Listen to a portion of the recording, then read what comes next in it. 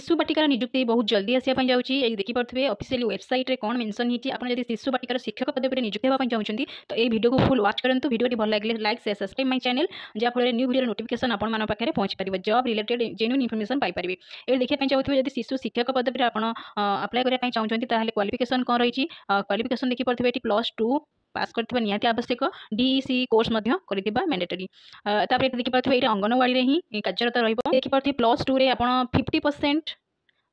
mark किंबा above रखिथिबा निहाती आवश्यक बयस सीमा आपण देखिपे 18 वर्ष रु 35 वर्ष यार रही एससी एसटी ओबीसी रिलैक्सेशन रही कम कौन रही देखो कम हो शिशु मान पढ़ाइबा शिक्षक मान कम कौन रोचे ना शिशु मान पढ़ाइबा पोषण खाद्य बंटन स्वास्थ्य सचेतनता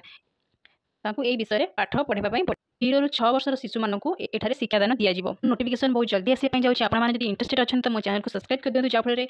यार नोटिफिकेशन आसिले केबे कौन अप्लाई डेट आसिले मुझे जल्दी जन